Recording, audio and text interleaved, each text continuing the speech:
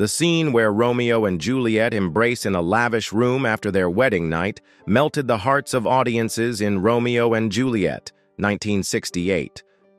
But behind the silver screen, the cast faced devastating real-life tragedies, from a shocking lawsuit over the nude scene to sudden deaths and turbulent lives. Let's uncover the shocking secrets behind their fates, where eternal love on film stood in stark contrast to the dark dramas of reality. Olivia Hussey as Juliet Capulet.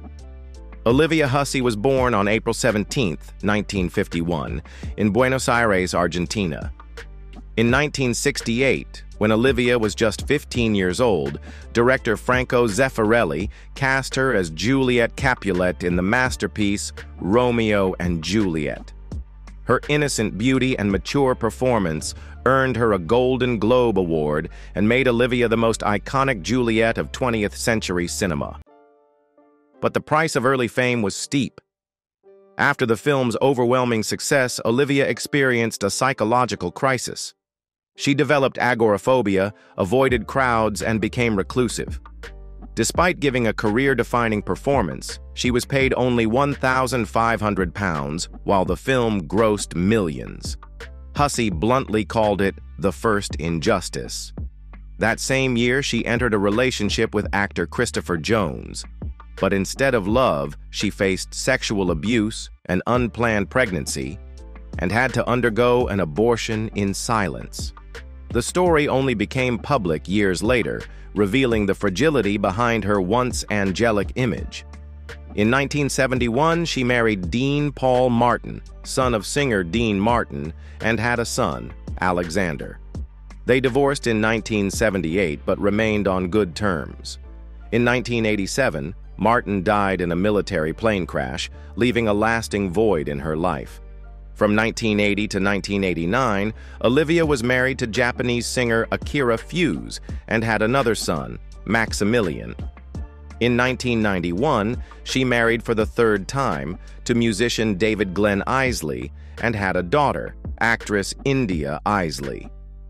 Years later, the controversial nude scene from Romeo and Juliet returned to the spotlight.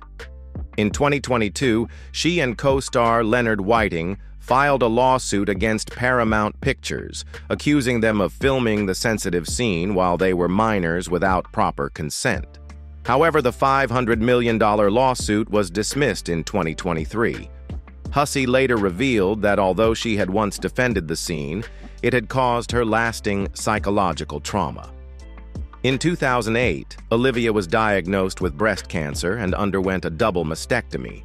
Though she remained stable for nearly a decade, the cancer returned in 2017, spreading to the area between her heart and lungs. She continued fighting with chemotherapy and radiation, but her health declined. On December 27, 2024, Olivia Hussey passed away at her home in Los Angeles, surrounded by her family. She was 73 years old. Her death shocked fans around the world. Leonard Whiting as Romeo Montague. Leonard Whiting was born on June 30, 1950, in London, England. In 1968, when Leonard was 16 years old, director Franco Zeffirelli cast him as Romeo Montague in the legendary film Romeo and Juliet. With his melancholic charm, soft voice, and soulful eyes, he moved audiences worldwide. His performance earned him the Golden Globe for New Star of the Year, making him a real-life Romeo remembered across generations. But after the spotlight faded, Whiting slowly fell from his peak. Later roles, such as in Say Hello to Yesterday and Frankenstein, The True Story, couldn't surpass the massive shadow cast by Romeo. By the mid-1970s, he withdrew from film, turning to stage, music, and writing instead. Whiting's personal life was also marked by sorrow. In 1971, he married model Kathy Dahman and had a daughter, Sarah Beth. Tragedy struck when Sarah died from cervical cancer in 2014. After the marriage ended, Whiting had another daughter, Charlotte, with stage designer Valerie Tobin. Charlotte later admitted she didn't meet her father until she was 12 and grew up with another family under her stepfather's name. Since 1995, Leonard Whiting has lived with his current wife, Lynn Presser, a company executive. In December 2022, he and former co-star Olivia Hussey sued Paramount Pictures, claiming they had been filmed nude as minors without proper consent. They stated the director had promised protective measures, which were not honored. The lawsuit, valued at over $100 million, was dismissed by a Los Angeles court in May 2023 due to the statute of limitations and insufficient grounds for criminal charges. Today, Leonard Whiting is 74 years old. He lives a quiet life with Lynn Presser in a small village in northern London, focused on writing and reflecting on the bittersweet memories tied to the role that forever shaped his destiny. Milo O'Shea as Friar Lawrence. Milo Donald O'Shea was born on June 2, 1926, in Dublin, Ireland, and became one of the most respected faces in 20th century stage and screen. In 1968, when Milo was 42 years old, he portrayed Friar Lawrence, the kind-hearted yet careless priest in Franco Zeffirelli's classic Romeo and Juliet. Though well-meaning, his character played a key role in leading the young lovers to their tragic end. His heartfelt performance left a powerful mark in cinematic history. Unlike the typical heartthrob, Milo O'Shea stood out for his nuanced acting, expressive face, and intellectual air. He made a strong impression as Leopold Bloom in Ulysses, 1967, the villain Dr. Durand Durand in Barbarella, 1968, and a judge in The Verdict, 1982, where he clashed with Paul Newman. On Broadway, he earned 2 Tony nominations for Staircase, 1968, and Mass Appeal, 1982, affirming his undeniable talent in theater. He also appeared in hit TV shows like Cheers, Frasier, The Golden Girls, and The West Wing, often portraying wise, authoritative, or morally complex characters. Although his career remained steady, Milo's personal life had its share of troubles. He first married actress Maureen Toll and had 2 sons, but the marriage ended in 1974. Later, he met actress Kitty Sullivan while filming Barbarella in Italy. They began living together in 1976 in New York but had no children. Though he kept a low profile, Milo regularly attended theater events until his health declined. He died on April 2, 2013, in New York, at the age of 86, after an undisclosed illness. His passing closed the chapter of a gifted artist who quietly moved audiences with depth and sincerity. Natasha Parry as Lady Capulet. Natasha Parry, born Natalie Wills, was born on December 2, 1930, in Kensington, London, England. In 1968, when she was 38 years old, she played Lady Capulet in Franco Zeffirelli's Romeo and Juliet, a regal but cold mother who pressured Juliet to marry Paris. Though a supporting role, her stern gaze and sharp voice left a lasting impression on audiences. Starting her acting career very early, Parry appeared in many major British films and stage productions, such as Crow Hollow, 1952, Midnight Lace, 1960, and notably, The Taste of Cherries, 1997. She became well known in the theater world for her elegance and versatility, often collaborating with top directors. Her private life was tied to one of the most legendary figures in global theater, director Peter Brook.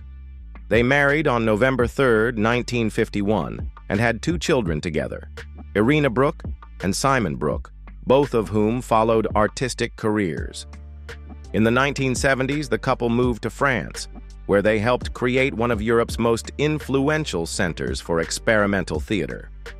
Unlike her on-screen demeanor, Natasha Parry lived a quiet life, free of scandal, devoted to her family and the stage. On July 22, 2015, she passed away in Saint-Nazaire, France, at the age of 84.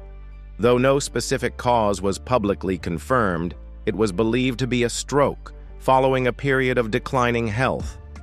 She died while her husband, Peter Brook, was still alive, leaving a deep sense of loss in Europe's theatrical community. Bruce Robinson as Benvolio.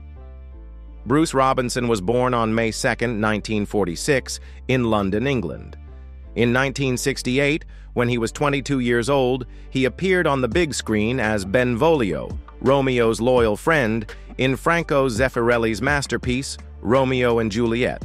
The role seemed like a bright beginning, but behind the scenes, it left a scar that never fully healed. On the very first night of filming in Rome, Robinson revealed that director Franco Zeffirelli sexually assaulted him. According to Robinson, Zeffirelli tried to force a kiss in an empty room. When he resisted, the director retaliated on set by being cold and making the shooting process difficult. This experience haunted Robinson for years and inspired the predatory character Uncle Monty in Withnail and I, 1987. A film drawn directly from his poverty-stricken life as a failed actor in Camden Town. After Romeo and Juliet, Robinson had a few small roles, but his acting career quickly stalled. He lived off welfare, struggling with hunger and despair. But in that darkness, he found his escape: writing. In 1984, he wrote the screenplay for The Killing Fields, a film about the Cambodian genocide. It earned him an Oscar nomination and a BAFTA win. However, his most personal work was Withnail and I, 1987, the story of two unemployed actors trapped in chaos, addiction, and deep loneliness, an unfiltered reflection of his own youth. Though not a box office hit, it later became one of Britain's most celebrated films and a cult symbol of tragicomic failure. As of 2025, Bruce Robinson is 79 years old, living in England with his wife, illustrator Sophie Wyndham, and their two children. In addition to films, he writes children's books and novels, with his most controversial work being They All Love Jack, a true crime investigation into Jack the Ripper that presented a suspect after 15 years of independent research. Robert Stevens as Prince Aeschylus. Robert Stevens was born on July 14, 1931, in Bristol, England. In 1968, he played Prince Aeschylus in Franco Zeffirelli's Romeo and Juliet, the noble ruler caught between the violent feud of the Montagues and Capulets. His commanding presence and deep voice mirrored his own persona, a man yearning for peace, yet constantly torn by inner conflict. Stevens was one of the founding members of the Royal National Theatre and once took Broadway by storm in Epitaph for George Dillon, earning a Tony nomination. But behind the curtain, he was troubled, deeply scarred emotionally, and a heavy alcoholic. After leaving the National Theatre in 1970, around the same time his third marriage to actress Maggie Smith began to unravel, his career nosedived. His personal life was equally stormy. 4 marriages, the most famous with Maggie Smith, who bore him 2 sons, Toby Stevens and Chris Larkin, both actors. Their marriage ended in 1975, largely due to his alcoholism and mental instability. Post-divorce, Stevens drifted through forgettable roles in film and TV, often relegated to the background. It wasn't until the early 1990s that he made a comeback, when the Royal Shakespeare Company invited him to play Falstaff in Henry IV, followed by King Lear, a role that restored his artistic stature. For Falstaff, he won the 1993 Laurence Olivier Award for Best Actor. But his renaissance didn't last. In November 1995, Robert Stevens died at age 64 due to complications following a liver transplant, a direct result of years of drinking and declining health.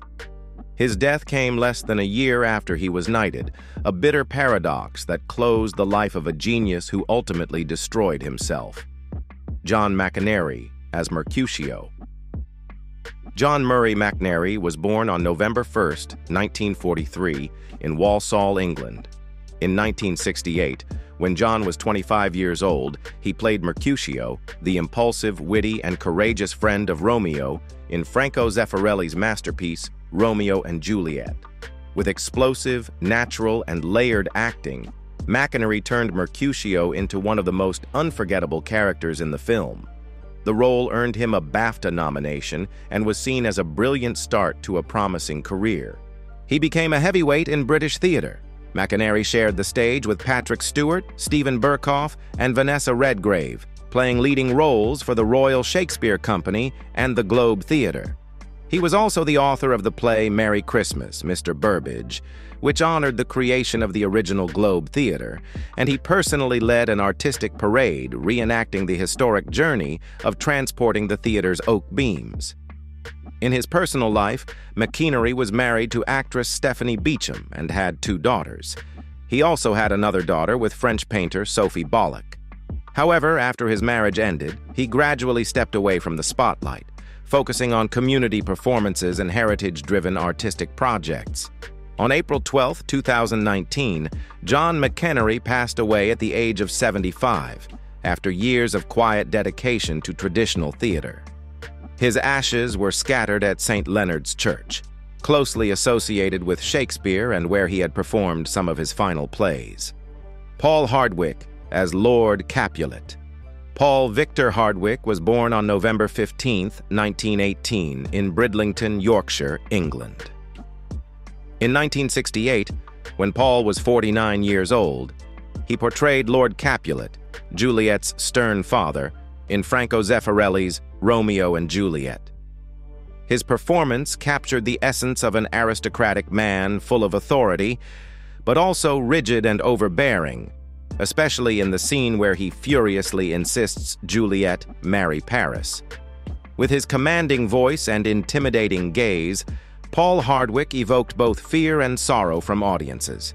By then, he was already a seasoned figure in British theatre, known for roles in Richard II as John of Gaunt, 1970, and The Wars of the Roses as Gloucester, 1965. On screen, he made a strong impression in A Man for All Seasons, 1966, and later in Octopussy, 1983, his final film appearance. Tragically, while still active on stage, he died suddenly of a heart attack on October 22, 1983, just weeks before his 65th birthday. Roberto Bisacco as Lord Paris. Roberto Bisacco was born on March 1, 1939, in Turin, Italy.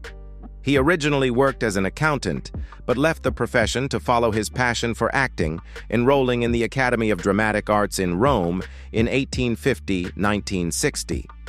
In 1968, when Roberto was 29 years old, he played Lord Paris in Franco Zeffirelli's Romeo and Juliet, the nobleman chosen by the Capulets to marry Juliet.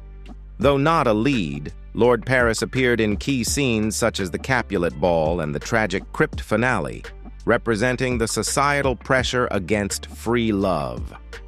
However, few people know that one of Paris's most important scenes, a fight with Romeo at Juliet's tomb, was completely cut from the final film. According to Bisacco, Zeffirelli felt the scene made Romeo seem too brutal and unlikable, so it was removed. This decision significantly shortened Bisacco's role, leaving audiences puzzled as to why Paris suddenly disappeared and robbed him of a chance to showcase his full talent on the international stage. Roberto Bisacco died on October 10, 2022, at the age of 83 in Rome. The cause of death was not publicly disclosed, and the Italian press reported it briefly. His passing went almost unnoticed, much like his character's scene that was left on the cutting room floor. Antonio Pierfederici as Lord Montague. Antonio Pierfederici was born on March 18, 1919, in La Maddalena, Italy. In 1968, when Antonio was 49 years old, he played Lord Montague, Romeo's father, a minor but important character in Romeo and Juliet by Franco Zeffirelli. Appearing at the beginning and end of the film, Lord Montague symbolized an aging, conservative generation that helped escalate the tragedy. But for Pierfederici, the role became a quiet source of pain that lasted the rest of his life.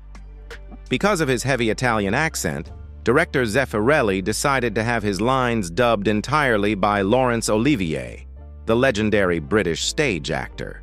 Although Pier Federici never publicly protested, it was widely believed that he was deeply hurt, feeling robbed of the voice and identity he had poured into the character.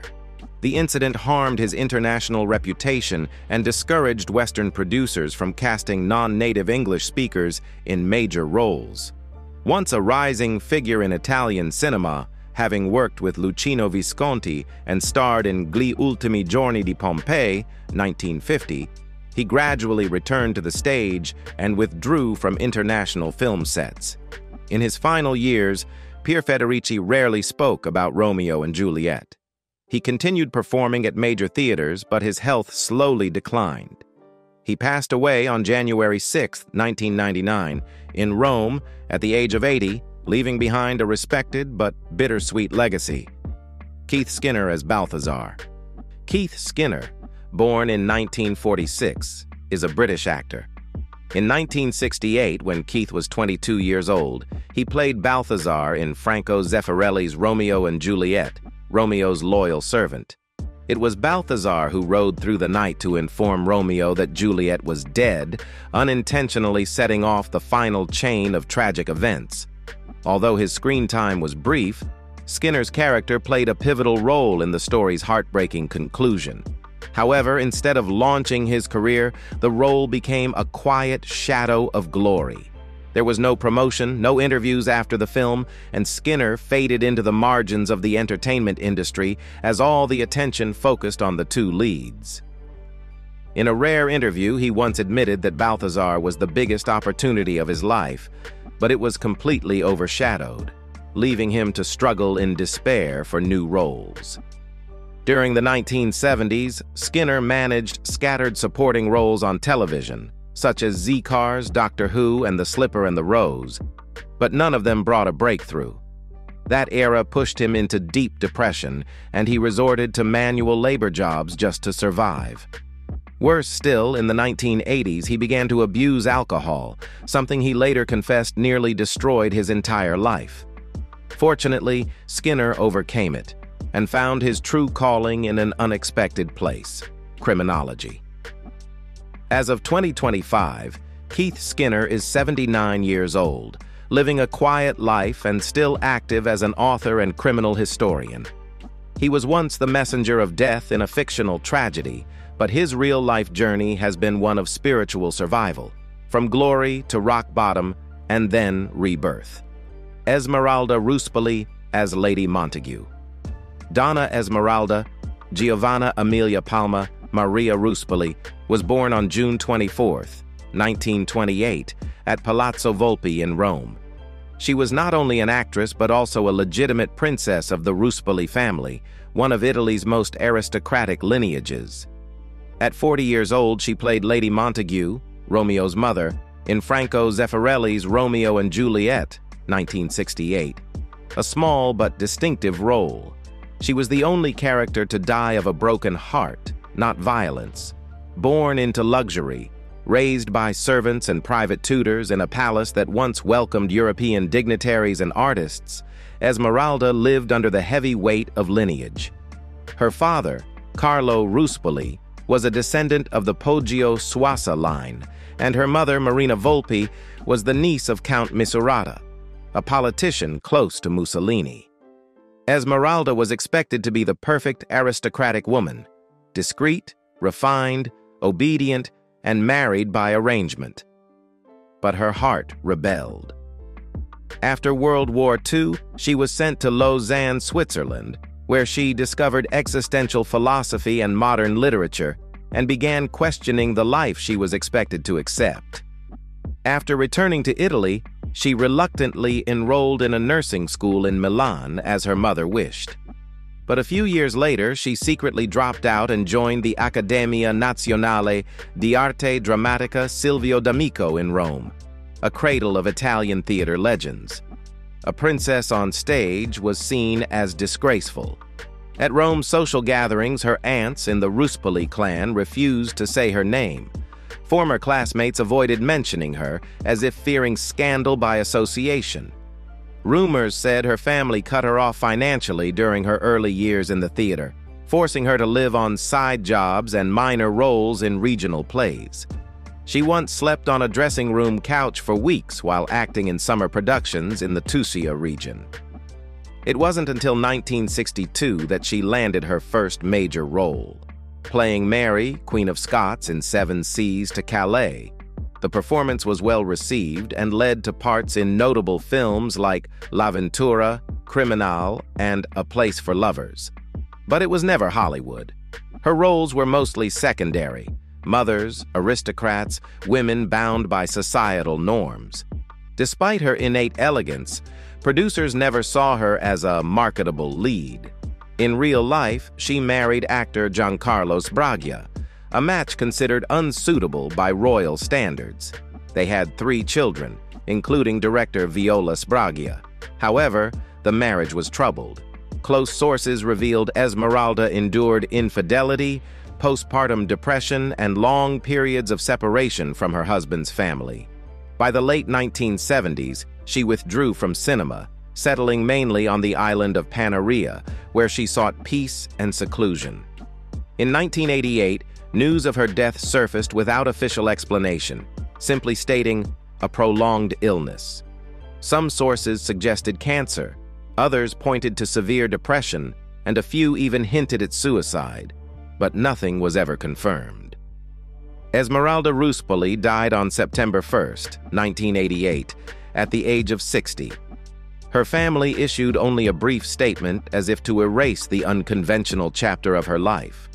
Over half a century later, Romeo and Juliet, 1968, remains a timeless masterpiece. But the fate of its cast is riddled with tragedy and surprise. From heartbreaking losses to explosive lawsuits, their stories leave us stunned. Are you curious to uncover more secrets behind the film's golden glow? Share your thoughts and join us as we dig deeper into the untold journeys of its stars.